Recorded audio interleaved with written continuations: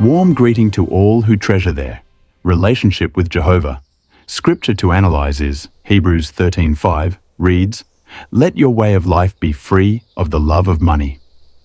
Topic for today is, are riches truly secure? Imagine a man standing in the middle of a burning house. The fire is spreading quickly. Smoke fills the air. The roof is about to collapse. He knows he must run out immediately to save his life. But instead of running, he rushes to his bedroom. He opens his safe. He begins stuffing money, gold, and documents into a bag. Outside, people are screaming, "Leave it! Save yourself!"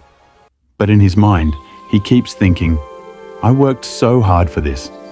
I can't leave it behind." And suddenly, the ceiling crashes down. Now let me ask you, what is the value of money when your life is at stake? And that illustration reflects what today's text is teaching us. Main scripture, Hebrews 13:5. Let your way of life be free of the love of money, while you are content with the present things. Notice carefully, it does not say money is evil. It says love of money. Money itself is a tool, but when money becomes the focus of our life, when it controls our decisions, when it weakens our faith, then it becomes dangerous. The scripture says, "Let your way of life be free from it." That means this is not just about how we think, it's about how we live. Why is the love of money so dangerous?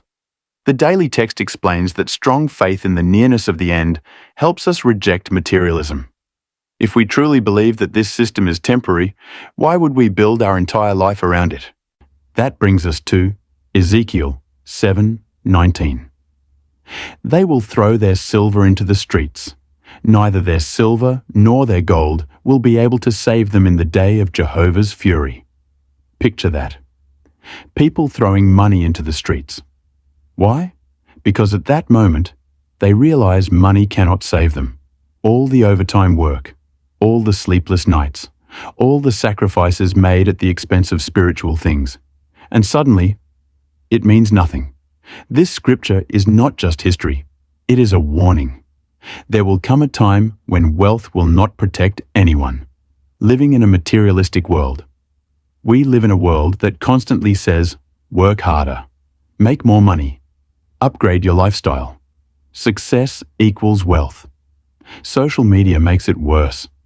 We see people showing houses, cars, vacations, luxury. If we are not careful, our heart slowly shifts.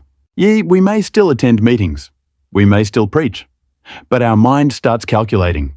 How can I make more? How can I get more? And gradually, spiritual goals become secondary. Matthew 6:19. Stop storing up for yourselves treasures on the earth. Why? Because earthly treasures are temporary. They rust. They get stolen. They lose value. But spiritual treasures, they never lose value. Matthew 6:24. You cannot slave for God and for riches. Notice the word, slave. A slave obeys his master completely. Jesus is saying you cannot serve two masters with full loyalty. If money becomes your master, it will demand more time, more energy, more focus, more sacrifice. And often, what gets sacrificed first? Spiritual routine, living a balanced life. The daily text mentions living simple yet balanced lives. Balanced does not mean poor. Balanced does not mean lazy. It means not taking unnecessary debt just to impress people, not chasing luxury at the cost of peace, not becoming emotionally attached to possessions. We use things, but we don't worship them. How our faith is tested. The text says our faith may be tested regarding material things. How? A job that pays more but kills your meeting attendance. A business opportunity that demands all your time. Pressure from family to be more successful. Comparing yourself to others financially. These are real tests. The question is, do we trust Jehovah enough to put spiritual things first? The beauty of contentment. Hebrews 13:5 also says, be content with the present things. Contentment brings peace. A content person sleeps peacefully. A content person is not constantly competing. A content person values relationships over riches. Contentment is freedom. Imagine the end comes. Imagine if the end came tomorrow. Would you regret not making more money? Or would you regret missing meetings, not studying more, not preaching enough, not strengthening your faith? That perspective changes everything. 4 important lessons from this page. 1. Money cannot save us. Ezekiel 7:19 clearly shows that wealth will become useless when Jehovah acts. Our security must never be in material things. 2. The love of money is a heart issue. Hebrews 13:5 teaches that the problem is not having money, but loving it. We must constantly examine our motives. 3. You cannot serve two masters. Matthew 6:24 reminds us that divided loyalty is dangerous. If money becomes our master, spirituality will suffer. Thus 4. Contentment brings true peace.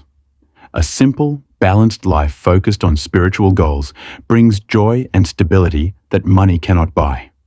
Ask yourself today, what controls my decisions? What excites me more, spiritual progress or financial gain?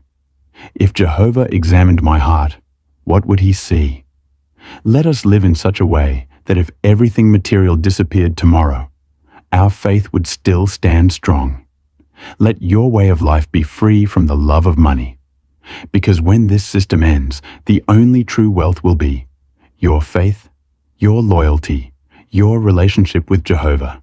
And that is something no fire, no crisis, and no system collapse can ever take away.